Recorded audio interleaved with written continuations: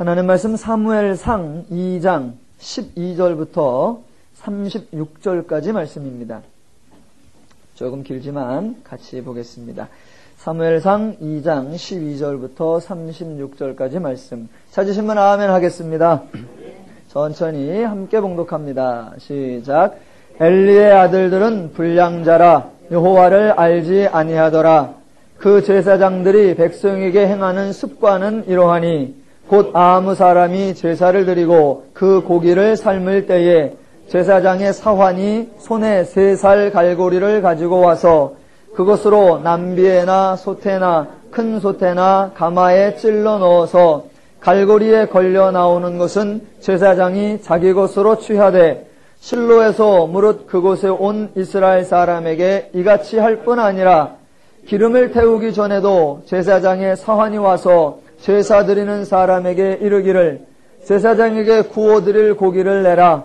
그가 내게 삶은 고기를 원치 아니하고 날 것을 원하신다 하다가 그 사람이 이르기를 반드시 먼저 기름을 태운 후에 내 마음에 원하는 대로 취하라 하면 그가 말하기를 아니라 지금 내게 내라. 그렇지 아니하면 내가 억지로 빼앗으리라 하였으니 이 소년들의 죄가 여호와 앞에 심히 크면 그들이 여호와의 제사를 멸시함이었더라. 사무엘이 어렸을 때에 세마포 에봇을 입고 여호와 앞에 섬겼더라. 그 어미가 매년 제를 드리러 그 남편과 함께 올라갈 때마다 작은 겉옷을 지어다가 그에게 주었더니 엘리가 엘가나와 그 아내에게 축복하여 가로되 여호와께서 이 여인으로 말미암아 내게 후사를 주사 이가 여호와께 간구하여 얻어들인 아들을 대신하게 하시기를 원하노라 하였더니 그들이 그 집으로 돌아가매 여호와께서 한나를 권고하사 그로 잉태하여 3 아들과 2 딸을 낳게 하셨고 아이 사무엘은 여호와 앞에서 자라니라. 엘리가 매우 늙었더니 그 아들들이 온 이스라엘에게 행한 모든 일과 회막문에서 수종드는 여인과 동침하였음을 듣고 그들에게 이르되 너희가 어찌하여 이런 일을 하느냐.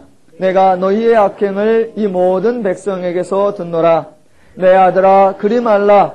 내게 들리는 소문이 좋지 아니하니라. 너희가 여호와의 백성으로 범곽해 하는도다.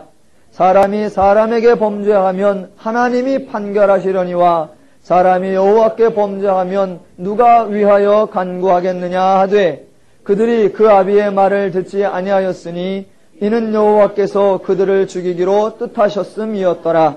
아이 사무엘이 점점 자라매 여호와와 사람들에게 은총을 더욱 받더라. 하나님의 사람이 엘리에게 와서 그에게 이르되 여호와의 말씀에 너희 조상의 집이 애굽에서 바로의 집에 속하였을 때에 내가 그들에게 나타나지 아니하였느냐. 이스라엘 모든 지파 중에서 내가 그를 택하여 나의 제사장을 삼아 그로 내 단에 올라 분향하며 내 앞에서 에봇을 입게 하지 아니하였느냐. 이스라엘의 손에 드리는 모든 화제를 내가 내 조상의 집에 주지 아니하였느냐. 너희는 어찌하여 내가 나의 처소에서 명한 나의 제물과 예물을 밟으며 내 아들들을 나보다 더 중히 여겨 내 백성 이스라엘에 드리는 가장 좋은 것으로 스스로 살찌게 하느냐. 그러므로 이스라엘의 하나님 나 여호와가 말하노라. 내가 전에 내 집과 내 조상의 집이 내 앞에 영영히 행하리라 하였으나 이제 나 여호와가 말하노니 결단코 그렇게 아니하리라. 나를 존중히 여기는 자를 내가 존중히 여기고 나를 멸시하는 자를 내가 경멸히 여기리라. 보라 내가 내 팔과 내 조상의 집 팔을 끊어 내 집에 노인이 하나도 없게 하는 날이 이를지라. 이스라엘에게 모든 복을 베푸는 중에 너는 내 처소의 환난을 볼 것이요 내 집에 영영토록 노인이 없을 것이며 내 단에서 내가 끊어버리지 아니할 너의 사람이 내 눈을 세잔케 하고 내 마음을 슬프게 할 것이요 내 집에 생산하는 모든 자가 젊어서 죽으리라. 내 2 아들 홈니와 비느하스가 한날에 죽으리니 그 둘에 당할 그 일이 내게 표징이 되리라. 내가 나를 위하여 충실한 제사장을 일으키리니 그 사람은 내 마음 내 뜻대로 행할 것이라. 내가 그를 위하여 견고한 집을 세우리니 그가 나의 기름 부음을 받은 자 앞에서 영구히 행하리라. 내 집에 남은 사람이 각기 와서 은 한 조각과 떡 한 덩이를 위하여 그에게 엎드려 가로되 청하노니 내게 한 제사장의 직분을 맡겨 나로 떡 조각을 먹게 하소서 하리라 하셨다 하니라. 아멘. 본문이 길어도 꼭 제가 본문을 함께 읽습니다. 주중에 성경을 한 편도 안 펴보시는 분이 실제로 많습니다. 이렇게라도 꼭 같이 한번 읽으셔야 됩니다. 방송이나 언론 등에서 당대의 많은 주제들과 이슈들과 관심거리에 대해서 아주 심도 있게 심층적으로 많이 다룹니다. 매 시대마다 그런 중요한 이슈들과 문제들이 있음에도 불구하고 성경과 교회는 그러한 일들에 대해 단 한마디 말도 하지 않습니다. 사무엘상을 저희가 살펴보는 중에도 예전에 한나라는 한 여인이 있는데 그 여인의 얘기만, 이제 오늘부터는 그 아들의 얘기만 하고 있습니다. 아니, 이 시대를 어떻게 사는지, 우리 당면한 문제들을 어떻게 해결하는지 왜 그런 거는 말 안 하고 어떤 여자 하나, 어떤 아이 하나, 왜 그런 얘기만 하나. 성경이나 교회의 설교는 현실에 맞지 않고 참 따분하다. 혹시 그런 생각을 가지신 분이 있을지도 모르겠습니다. 한나라는 여자가 기도했더니 하나님이 들어주셨느냐, 아니면 하나님이 은혜를 주시니까 한나라는 여자가 변화되었느냐, 그게 무슨 상관이냐 나하고, 그게 오늘날 이 중요한 시대하고 무슨 관계가 있느냐라고 생각하시면 안 됩니다. 세계를 이야기하고 국제정세를 이야기하고 다양한 주제를 이야기하면 시야가 넓어지고 스케일이 큰 것이고 뭔가 큰 문제가 해결되는 것이고, 한 여자나 한 아이의 얘기를 하면 집안 얘기요 소소한 얘기이냐? 절대로 그렇지 않습니다. 정작 우리 인간 삶에 중요한 것은 거창하고 큰 것이 아니라 나와 관계된 일, 내 주변에 있는 사람과의 마음, 바로 그런 것들이 가장 중요한 것입니다. 우리 시대에 문제가 있듯 사무엘 시대에 문제가 많이 있었습니다. 하나님은 사무엘 시대를 풀어가시는데 오늘 성경처럼 풀어가시는 겁니다.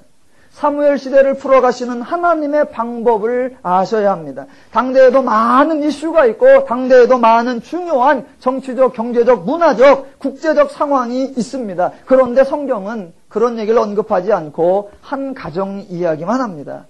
왜요? 그 가정을 통해 인간에게 가장 중요한 것이 무엇이고 큰 이야기냐, 엄청난 범위의 이야기냐 이런 것이 아니라 인간 삶 중에 가장 본질적인 이야기가 무엇이고 인간 삶 중에 가장 핵심적으로 이해해야 될 것이 무엇이냐, 그걸 알려주시는 겁니다. 지난 시간까지 한나를 살펴보았고 오늘부터는 사무엘을 통하여 하나님이 시대를 풀어가는 방법, 하나님이 인간 삶을 다스려 가시는 방법을 살펴보기를 원하는 겁니다. 우리는 성경을 볼 때 너무나 선입견이 많고 점수를 후하게 주고 시작한다고 그랬습니다. 그러면 안 됩니다. 사무엘, 벌써 우리는 사무엘이라는 이름 앞에 점수를 한 90점 줍니다. 사무엘은 어머니 한나가 기도로 낳은 아들이요, 그 어머니의 좋은 기도와 후원과 아름다운 관심과 사랑 속에 선하고 거룩하게 자랐을 거다라고 생각을 합니다. 그러나 정작 사무엘은 매우 불우한 가정 환경에서 자라납니다. 불우하다 그러면 대부분의 사람들은 경제적으로 좀 어렵거나 부모님 중에 한 분이 안 계시거나 또는 가정에 파탄난 그런 경우들을 많이 생각합니다. 불우하다라는 그런 기준이 잘못 선정이 되어 있는 겁니다. 예전에 TV에 연예인 중에 드럼을 치는 한 남자 연예인이 있었습니다. 그 연예인이 나와서 같이 대화하는 중에 자신은 매우 불우한 가정 환경에서 자랐다라고 말을 합니다. 주변에 같이 나왔던 사람들이 아무도 믿질 않습니다. 당신이 뭐가 불우한 환경에서 자랐냐고. 왜냐하면 그 드러머의 부모님은 어머님과 아버님 둘 다 대학 교수십니다.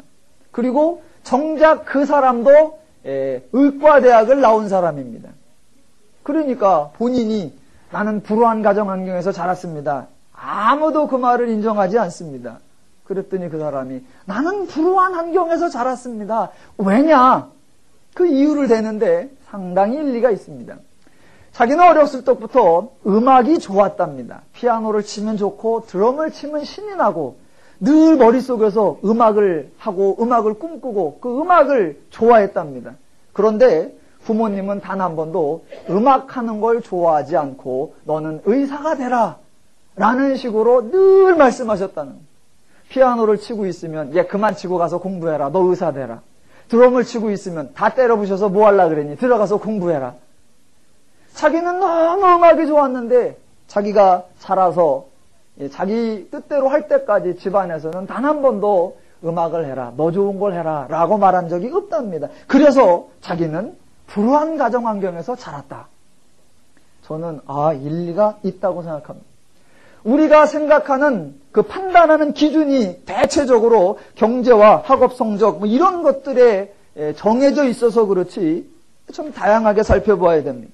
그런 의미로 사무엘은 상당히 불우한 가정 환경에서 자란 것입니다. 어머니 한나가 성전에 사무엘을 들여서 머물고 있는 곳은 성전입니다.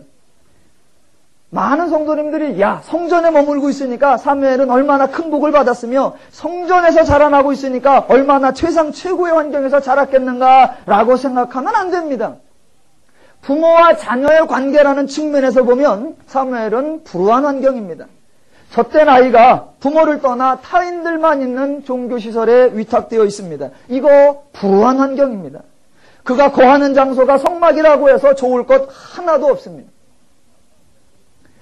예전에 제가 사회복지시설에 한 몇 년간 같이 기거하며 살았던 적이 있습니다. 그곳에 어린아이 하나가 한 5세, 6세 때 들어와서 고등학교를 졸업하고 이제 사회로 퇴소해 나가는 그런 아이가 있었습니다. 그래서 그 아이를 보고 한번 물어봤습니다. 여기 살면서 제일 아쉬웠던 거, 제일 답답했던 거, 제일 해보고 싶었던 게 뭐냐? 그랬더니 약간은 기대하고 달랐습니다. 뭐라고 하냐면 그 학생 밥 좀 나 먹고 싶을 때 먹어봤으면 좋겠다. 한편으로는 허탈하고 사람이 원하는 것이 참 지극히 소박한 거구나 그 생각을 했습니다. 왜냐하면 땡땡땡 종치문 와서 밥 먹으면 설거지 끝내고 주방문을 딱 잠궈놓고 끝나니까 라면 한 번을 끓여 먹으려도 몰래 창고 뒤에 가서 끓여 먹어야 되고 물론 거기요 대지가 무지하게 넓었습니다. 시설이 나름대로 잘 돼 있었습니다. 그런데 그 아이는 행복한 것이 아니었습니다. 그건 불우한 환경이었습니다. 지금 젖된 아이인 사무엘에게 필요한 것은 제사장의 관심이 아니라 부모의 관심입니다. 그런데 부모는 1년에 한 번씩 와서 보고 가끔씩 옷을 갈아주고 갑니다. 불우한 환경입니다. 지금 2장에서는 사무엘이 어린 시절 얘기가 나오지만 이제 7장, 8장 되면 사무엘이 어른이고 사무엘이 자기 자녀들을 기르는 그런 모습이 나옵니다. 그때 사무엘의 자녀들이 바른 모습으로 자라느냐? 아니요. 엉망진창으로 자랍니다. 망나니가 됩니다. 모든 백성이 걔네들 보면 대안이 없다라고 왕을 구할 정도로 엉망으로 자라납니다. 왜요? 여러 가지 이유가 있겠지만 그 중에 한 가지는 아마 이런 이유도 될 겁니다. 어떤 이유냐면 사무엘은 자기가 아버지의 사랑을 받아본 적이 없고 자기가 아버지가 자기를 어떻게 대하는가를 체험해 본 적이 없습니다. 그러니까 자기 아들이 있을 때 이 아들을 아비로서 어떻게 대하며 어미로서 어떻게 대하는지를 몰랐다라는 것입니다. 그렇게 자라서 그렇게 교육할 수밖에 없었던 그런 아쉬운 면도 있는 겁니다. 사무엘은 절대로 좋은 환경에서 우수한 환경에서 아주 거룩하게 자라난 것이 아닙니다. 불우한 가정 환경에서 자랍니다.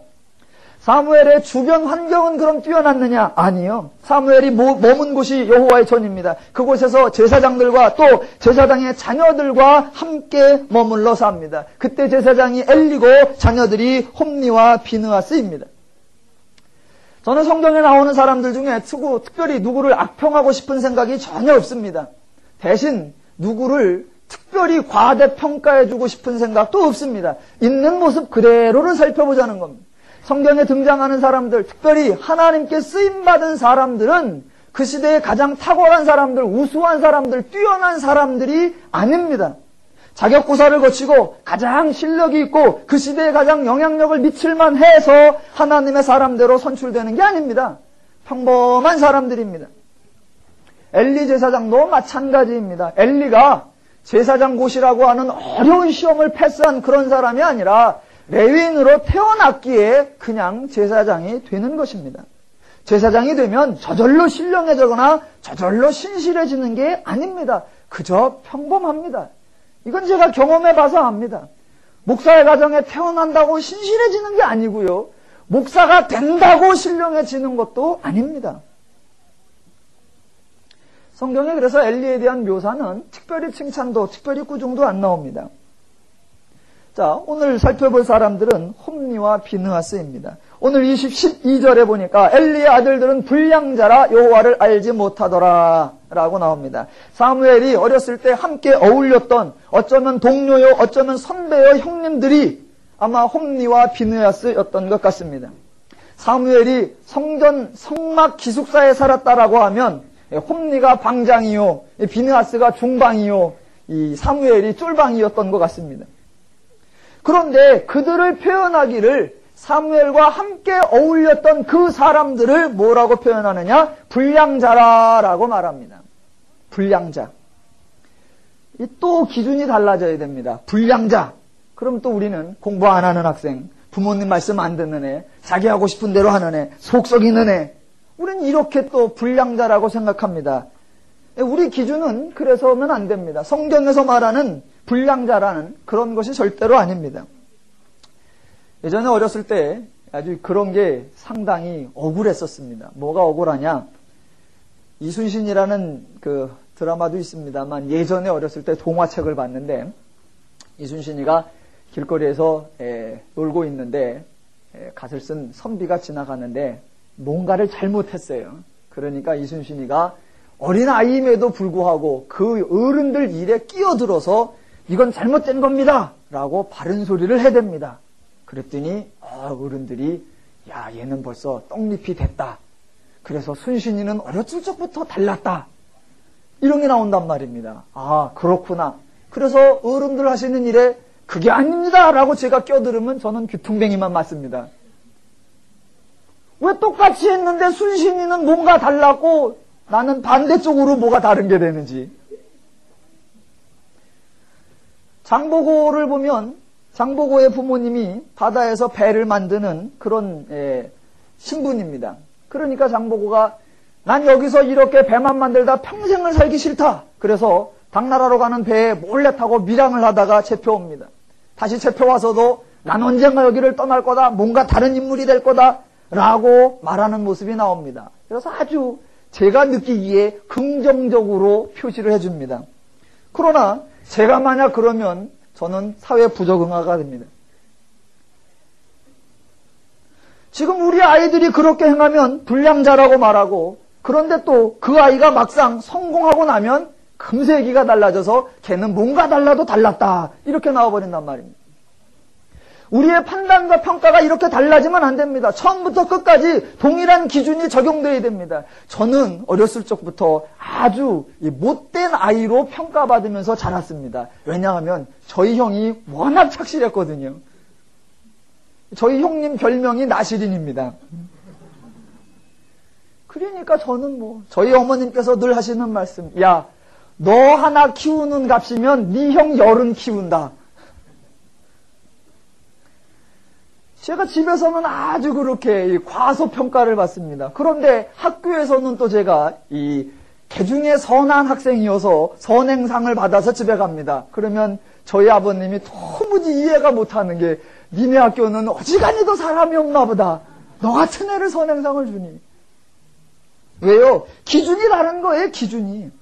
지금 성경이 말하는 불량자라고 말하는 이 평가는 단순히 행동적으로 비행 청소년이다, 날라리다, 야 자기 마음대로다 이런 언급이 아닙니다. 성경이 말하는 기준의 불량자라고 하는 그 기준은 하나님의 기준이어야 됩니다. 즉 하나님의 기준에서 볼 때 이 아이들이 하나님의 원리, 하나님의 마음, 하나님의 심정, 하나님의 방법대로 아니한다. 이것이 불량자입니다. 불량자라는 말을 정확하게 보면 벨리엘의 아들들이란 표현입니다. 그 벨리엘의 아들들이라는 게 그럼 뭐냐? 고린도후서 6장 15절에 가보면 그리스도인과 비그리스도인, 하나님의 뜻을 따르는 자와 사단의 뜻을 따르는 자를 비교할 때 이렇게 나옵니다. 그리스도와 벨리알이 어찌 조화되며 믿는 자와 믿지 않는 자가 어찌 상관하며 라고 나올 때, 하나님의 뜻을 따르는 자와 반대적으로 나올 때 벨리알의 자녀들이라는 표현이 나옵니다. 즉 당시에 하나님의 백성임에도 불구하고 하나님적 원리, 하나님적 마음, 하나님의 제사장의 역할이 아니라 당시의 우상 숭배와 당시의 이방 종교적 사고방식을 가지고 행동하는 사람, 그런 자녀, 그런 아이라는 말이 불량자라는 표현입니다. 하나님의 평가는 그 기준이 인간들이 생각하는 조금 좋은 행동을 하느냐, 조금 나쁜 행동을 하느냐, 이런 것하고 전혀 다릅니다. 하나님은 모든 인간을 다 생명을 주셨고 여러 가지 은사와 재능들을 주셨습니다. 그래서 하나님은 하나님의 피조물된 모든 인간을 평등하게, 동등하게 인정해 주십니다. 각자에게 소질을 주셨고 재능을 주셨습니다. 그래서 받은 바 재능을 쓰고 그 소질대로 사는 것이 가장 자연스럽습니다.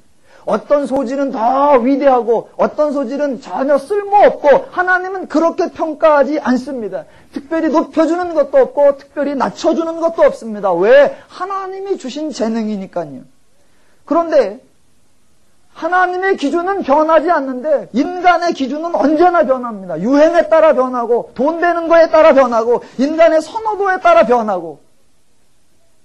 예전에는 공부 안 하고 운동하면 그거 아주 못된 놈이라고 그랬습니다.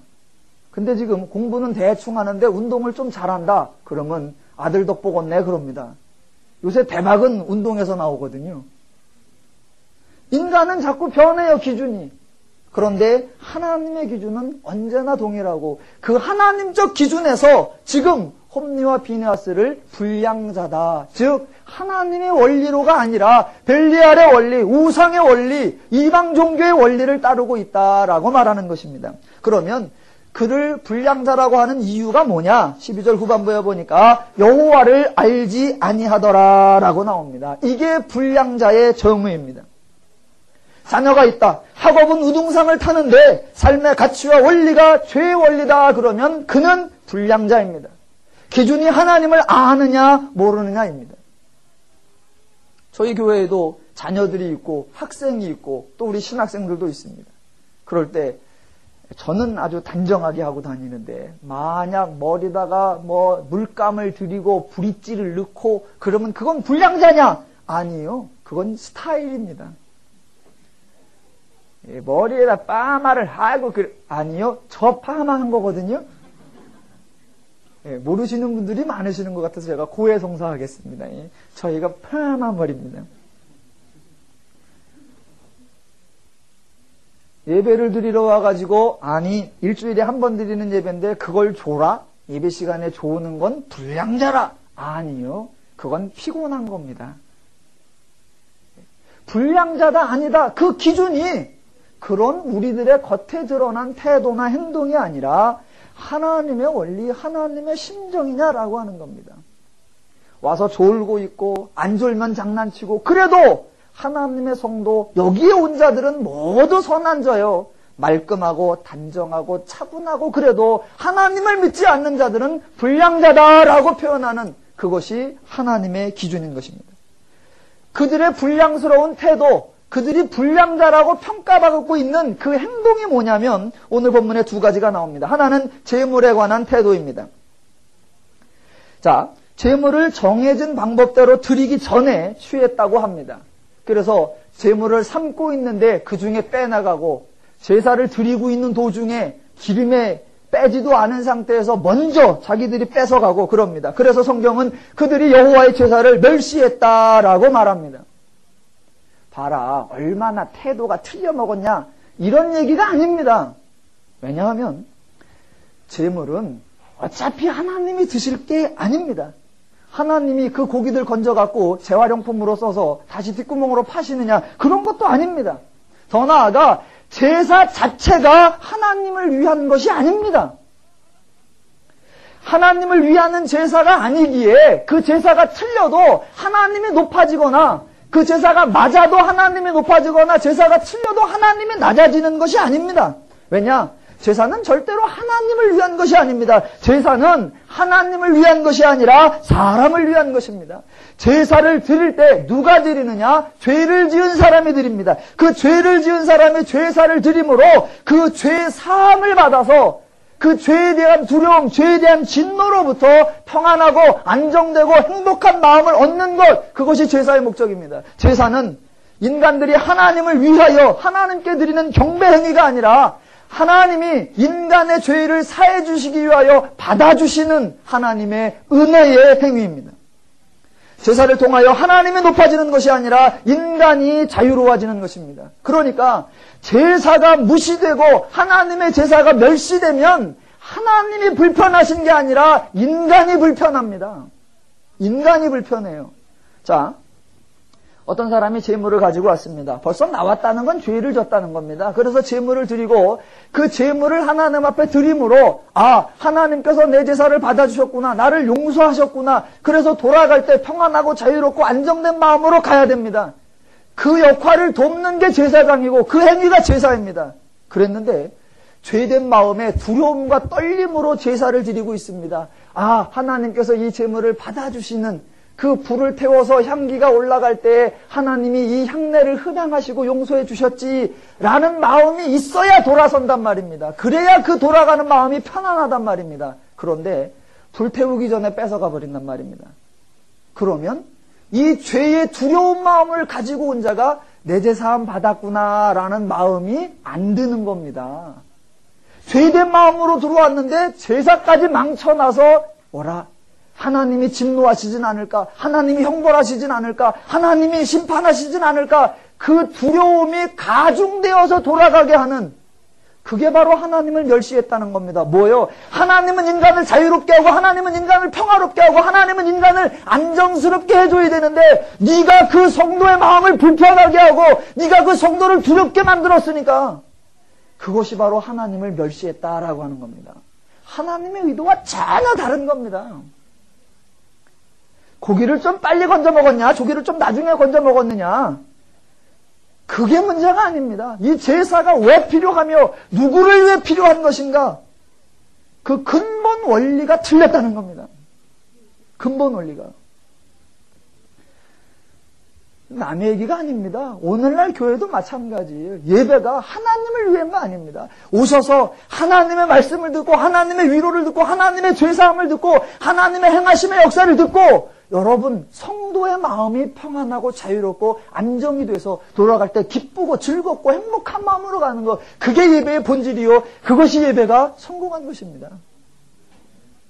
또 하나, 이 불량자들이 행한, 그들이 불량자라고 평가받는 이유가 하나 또 나오는데 그게 뭐냐면 22절에 보니까 엘리가 매우 늙었더니 그 아들들이 온 이스라엘에 행한 모든 일과 회막문에서 수종드는 여인과 동침하였음을 듣고입니다. 여기서 동침하였다는 것도 음란하다, 여자를 억압했다 이런 의미가 아닙니다. 사무엘이 살던 지금 이 사무엘이 어린 시절은 사사기 시대의 연장입니다. 사사기에서 우리는 그들이 얼마나 비신앙적으로 행동하며 그들이 얼마나 불신앙적으로 행동하며 그들이 얼마나 이방 종교적 습관으로 행동하는가라는 것을 확인해 볼 수 있습니다. 이방 종교, 이 우상 숭배하는 종교와 이 하나님 믿는 그 신앙의 가장 큰 차이점이 하나 있는데 그 차이점은 인간이 신을 위하느냐, 신이 인간을 위하느냐예요. 하나님은 하나님이 인간을 위해 줍니다. 그래서 언제나 하나님이 일하시고 하나님이 수고하시고 하나님이 애쓰십니다. 그래서 거기서 인간이 행할 일이 없어요. 하나님이 은혜를 주시는 거지. 그런데 이방 종교에는 인간이 하나님을 위합니다. 희생이 따르고 헛된 짓거리들이다. 헛된 중에 하나가 뭐냐? 이방 신전에는 언제나 매우 많은 여자들이 있습니다. 그 행위를 통하여, 남녀 간의 행위를 통하여 이 죽어가는 것과 새로운 것들이 결합해서 새 생명이 탄생하고 이런 엉뚱한 이론들이 이방 종교에는 언제나 있는 겁니다. 지금 성전에 그런 여인들이 있고 홈리와 비느하스가 그런 여인들과 그런 관계를 했다라는 것입니다. 무슨 이름으로? 종교의 이름으로, 제사의 이름으로. 그래서 그들을 뭐라고 불러요? 벨리알의 아들들이요, 불량자라라고 말하는 겁니다. 하나님의 원리와는 전혀 다른, 하나님의 심정과는 전혀 다른 벨리알의 아들들로서 벨리알의 원리로, 이방 종교적 원리로 제사장 직분을 감당하고 있는 겁니다. 그래서 성경은 그들이 하나님을 알지 아니하더라, 그들을 뭐라고 부른다? 불량자, 다른 표현으로 벨리알의 아들들이라고 하는 겁니다. 자, 지금 성경은 홈리와 비느하스는 불량자로 이쪽 편에 묶어놓고 그들과 다르게 사무엘이라는 사람은 이쪽에 남겨놓고 서로 대조시키고 있는 것이 아닙니다. 엘리의 아들은 홈리와 비느하스는 불량자고 기도로 낳은 한나의 아들은 선하다, 이런 것이 아닙니다. 홈리와 비느하스는 불량자입니다. 왜? 하나님을 알지 못하기 때문에. 그럼 사무엘은요? 사무엘은요? 또 너무 놀라지 마십시오. 사무엘도 불량자입니다. 왜? 그도 하나님을 모르기 때문에. 홈리와 비느하스는 나쁜 놈들이고 사무엘은 전혀 다르다, 신실하다, 의롭다, 정결하다, 깨끗하다가 아닙니다. 지금 그 시대에 모든 사람이 다 불량자다. 엘리도 불량자요, 홈리와 비느하스도 불량자요, 사무엘도 불량자요, 그 시대가 불량자요, 모든 백성이 불량자요, 다 불량자이다. 이게 성경의 선언입니다. 그럴 때, 자, 이렇게 사사시대에 혼미하고 사무엘시대의 제사장도 그 역할을 망각하고 엉뚱한 짓을 할 때에 드디어 이 암울한 시대에 한 줄기 소망의 밝은 빛이 있었나니 그러한 열악한 환경 중에도 선하고 의롭고 착실한 한 아이가 무럭무럭 자라나고 있었으니 그 아이의 이름은 사무엘이더라. 이런 얘기가 아니더라입니다. 하나님도 모두가 악하여 도무지 쓸 사람이 없어 아무 일도 하실 게 없고 그저 선하고 의로운 사무엘이 무럭무럭 자라기만 기다리고 계시더라. 이런 얘기가 아니란 말입니다. 정반대란 말입니다. 아무도 없다. 제사장도 불량자요, 제사장의 아들도 불량자요, 그 아들들과 어울려 함께 기숙사에 사는 그도 불량자다. 아무도 없다. 쓸 사람이 아무도 없다. 그 시대의 대안이 아무도 없다. 그러나 하나님은 인간 사랑을 멈출 수 없다. 그래서 하나님은 단지 좀 쓸만한 인간이 안 나오나, 어디 괜찮은 인간이 안 나오나 그걸 기다리시며 막연히 기다리시는 것이 아니라 하나님이 간섭하시고 하나님이 동행하시고 하나님이 은혜를 주셔서 한 아이가 탄생되게 하시고 그 아이와 함께 하시고 그에게 은혜를 주셔서 그가 신실하게 자라나게 하시고 그가 바르게 성장하게 하시고, 그래서 그뿐만 아니라 그 시대와 그 나라와 그 모든 사람들에게 대안이 있고 해결책이 되도록 역사하시는 하나님, 그 하나님의 계시다. 암울한 시대에도, 모두가 불량자인 시대에도, 인간은 하나님을 대적할지라도, 하나님의 원리를 왜곡할지라도 하나님은 인간 사랑하기를 포기하지 아니하시고 한 사람을 심으시고 한 사람을 자라나게 하시고 한 사람을 키워가게 하셔서 그로 인하여 대안이 되게 하시고 그로 인하여 소망이 되게 하신다. 하나님이 우리의 소망이다. 지금 그 얘기입니다.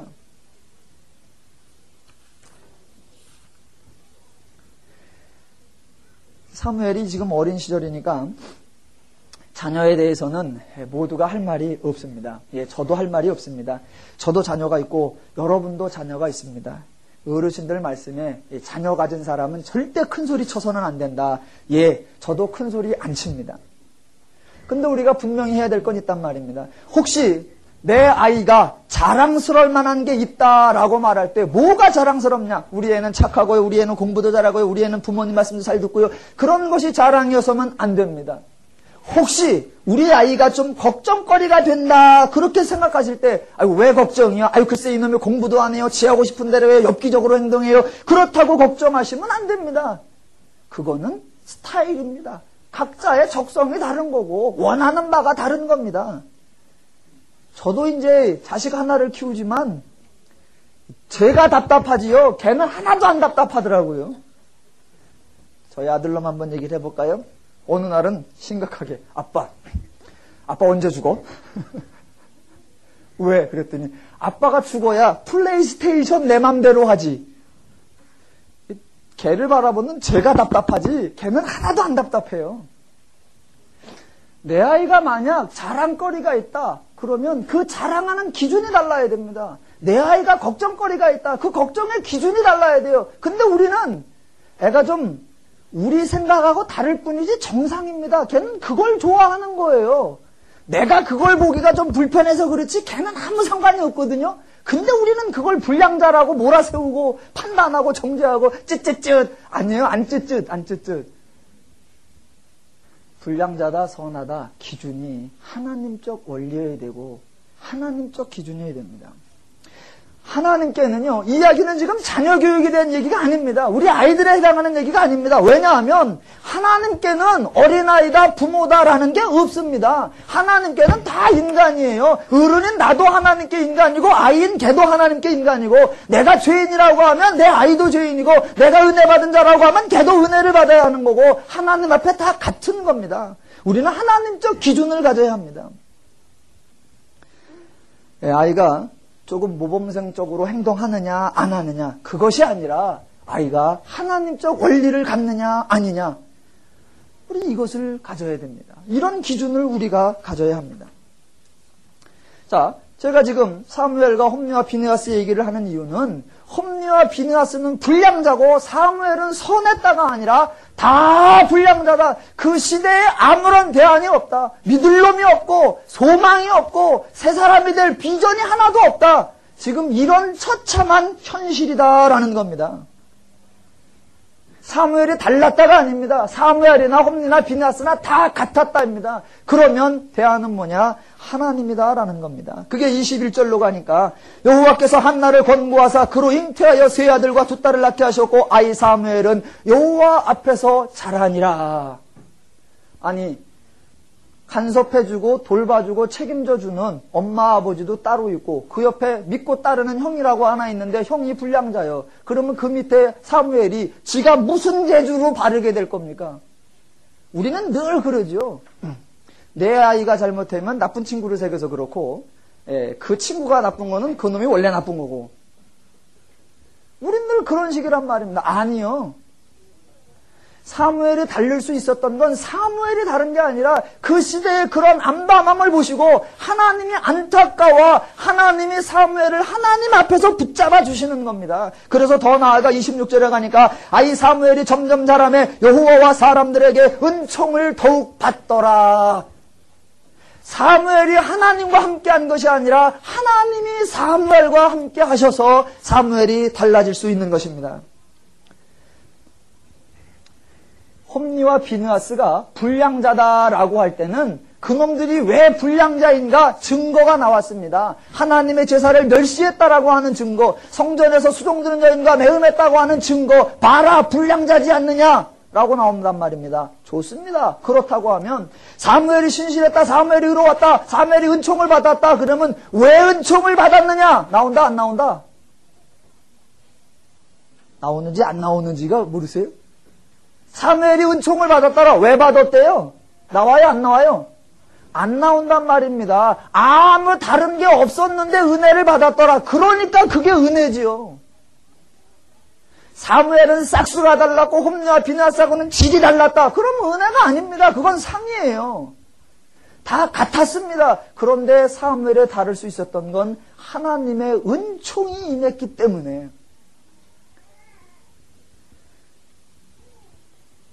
하나님이 왜 사무엘을 잘 대해주시고 왜 하나님이 사무엘과 함께 하시고 하나님이 왜 사무엘에게 은혜를 주세요?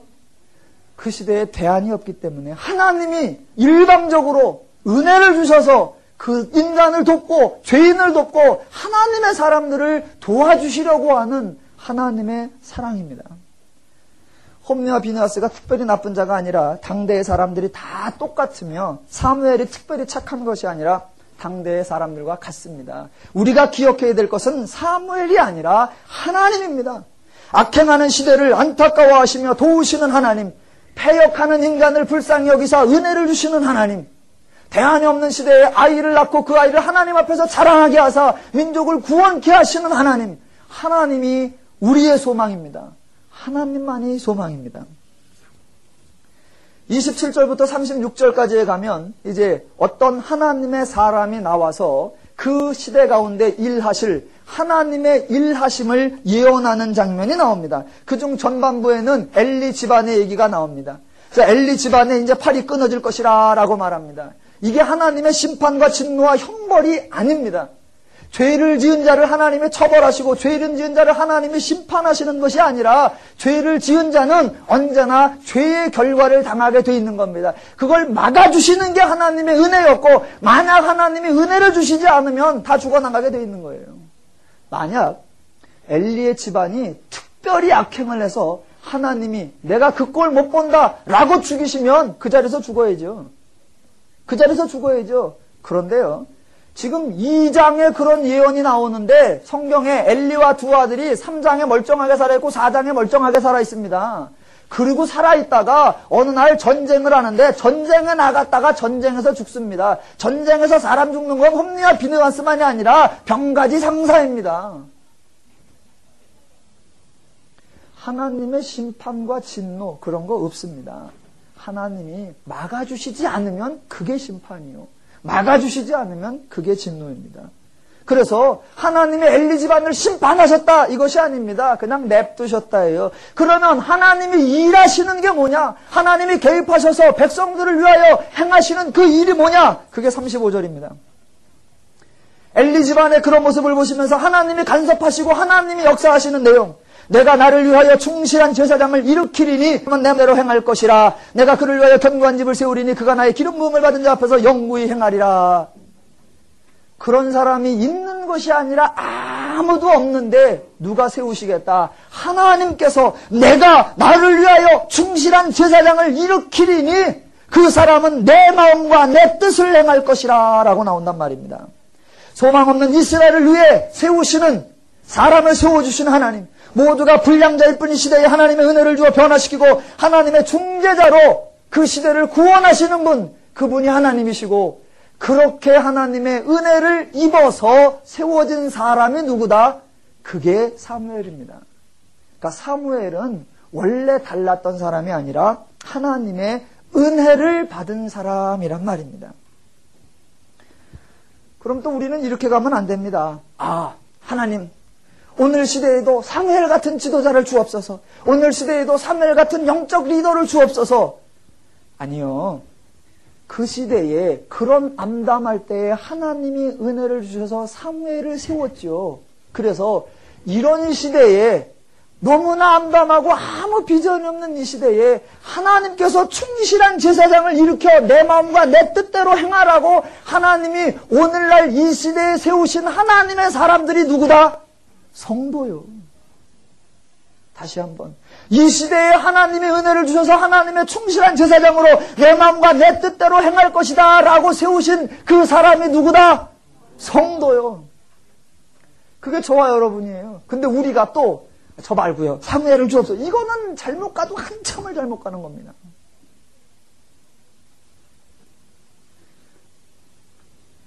사무엘은 은혜를 입은 자입니다. 그래놓고 하나님께서 사무엘아, 너 여차여차히 행하라. 이 나라를 갱신시켜라. 이 나라의 영토를 확장해라. 부국 항병하라. 이런 얘기 한마디도 없습니다. 하나님께서 너 창의력을 발휘하고 리더십을 발휘하고 여러 가지 CEO적 자질을 발휘하고 그래서 뭔가 탁월한 일을 행하라. 아무것도 없습니다. 성경이 내가 내 사람을 세우리니 그 사람이 뭐 할 거다? 내 뜻과 내 마음으로 행하리라.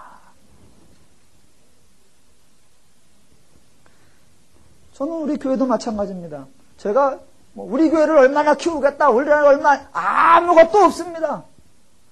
여러분도 그런 거 맞지 마세요. 전방은 여러분이 막 비전을 가지시고 목적을 가지시고 꿈을 가지시면 저를 복가돼서 안 됩니다.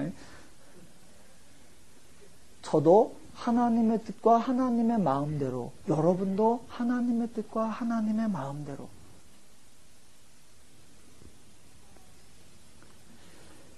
어제 밤에 설교 준비 끝나고 한 11시쯤인가요? 집에 갔더니 모 방송국에서 이제 사회 비리를 하나 고발해 주는데, 사회복지재벌 누가 만드는가? 그 세상은 그래도 됩니다. 세상은 어차피 죄인이니까 장애인들 이용하고 정신분열자 이용해가지고 지 떼돈 불리고 그래도 됩니다. 뭐 까짓 거 뭐 제가 된다고 되는 건 아니지만 못지게 막아요. 그럴 때 유일한 대안은 뭐가 돼야 돼요? 하나님의 사람이 그런 시설을 운영하면 깨끗하고 투명하고 청결하고 모든 사람이 와서 이것이 인간 대접받는 거다. 뭐 그런 게 나와줘야 되잖아요. 근데 그런 부정부패, 이 비리와 인간 말살과 그런 거에 이 선두의 반열에 서는, 그래서 그걸 또 이권을 가지고 또 뭐 해먹고 말고 막 법정 싸움 벌이고, 이게 교회들이 또 거기 다 가는데 뭔 짓이요? 성경은 우리에게 하나님을 큰일 하라 그런 거 한마디도 안 합니다. 한마디도 안 합니다. 아이이든 어른이든 남자든 여자든 인간이 행복하는 것은 하나님을 아는 것입니다. 지금 이 사무엘 시대에 그 이스라엘의 정치, 경제, 문화, 여러 가지 국제 문제들이 많습니다. 그런데 하나님은 그 말씀 안 해요. 왜? 그 어떤 것을 행하든 그 본질적 마음에 하나님적 원리와 하나님적 심정이 없으면, 그것이 없으면 정치를 해도 엉망이고 경제를 해도 엉망이고 모두 엉망입니다. 무엇을 하든지 중요한 것은 하나님적 마음과 하나님적 뜻으로 행하라, 이겁니다. 지금 그 대안 없는 시대에 하나님이 사무엘을 세워서 그 시대를 열어주십니다. 부모는 자녀를 위해 세우시는 하나님의 제사장입니다. 목사는 성도를 위해 세우시는 하나님의 제사장입니다. 성도는 세상을 향해 하나님이 세우시는 하나님의 제사장입니다. 그 역할을 어떻게 하는 거냐? 하나님이 인간을 하시듯 하나님이 저와 여러분을 대하시듯 하면 됩니다. 어떻게 해요? 인간 때문에 속 썩는 하나님이 아니라 하나님 때문에 행복한 인간. 이게 기독교입니다. 그러면 부모와 자녀 관계도 마찬가지입니다. 자녀 때문에 속 썩는 부모가 아니라 부모 때문에 속 편한 아이들. 부모님들 그 노력하십시오. 다 거부하시네. 네가 내 비율을 좀 맞춰라. 네가 내 속 좀 긁지 마라. 정확하게 말해볼까요? 성경에 아이들을 위한 구절이 성경에 두 군데 나옵니다. 에베소서 6장하고 나오는데 성경에 뭐라고 나오냐면 네 아이를 노엽게 하지 마라, 이것밖에 안 나옵니다. 애성질나게 하는 게 다 누구예요? 성경적 표현입니다. 잘 보세요. 잘 보세요. 성경 전체를 털어서 자녀 교육에 대한 얘기가 딴 거 안 나와요. 네 아이를 노엽게 하지 마라, 이거 하나만 나옵니다. 애들 성질나게 하지 마십시오. 애 때문에 속 터지는 부모가 아니라 부모 때문에 속 편한 아이들이 되게 하는 것, 이게 옳은 겁니다. 성도 때문에 골치가 지끈지끈 아프고 흰머리가 나는 목사가 아니라 목사 때문에 골치가 편안한 성도 되시기를 주님의 이름으로 축원합니다. 제가 지금 잘하고 있나요? 세상도 마찬가지입니다. 성도, 종교, 교회 때문에 아이고 그날에도 골치가 아파 죽겠는데 교회마저 난리라 아주 세상이 복잡하다, 이런 세상이 아니라 교회와 성도 때문에 세상 사람들이 그나마 피할 곳이 있고 그나마 안식 곳이 할 곳이 있고 그나마 마음 놓을 곳이 있다. 뉴스 들어보고 시사 프로그램 들어보면 전부 다 골치 아픈데 그래도 기독교 방송 들어보면 아이고 저런 것도 있구나. 기독교 방송 들어보면 아 저런 사람도 있구나. 역시 이게 하나님이 저와 여러분을 세우시는 겁니다. 하나님이 저와 여러분을 사랑하셔서 은혜를 주셨고 그 은혜 받은 우리가 세상을 향하여 행해야 할 역할입니다. 한나가 중요한 게 아니고 사무엘이 중요한 게 아니고 우리는 한나 같은 어머니가 되는 게 중요한 게 아니고 사무엘 같은 사람이 중요한 게 아니고 우리는 그렇게 시대를 도우시며 인간을 도우시는 하나님을 의지하는 것, 그것이 우리의 사명입니다. 하나님을 알아가셔서 하나님의 행복을 누리시고 자녀들에게 하나님을 알려주셔서 그 자녀도 하나님의 행복을 누릴 수 있게 도와주시고 세상 사람들에게 하나님의 원리를 적용하셔서 이 땅 가운데 하나님 나라를 구현해가는 저와 여러분 되시기를 주님의 이름으로 축원합니다. 함께 기도하겠습니다.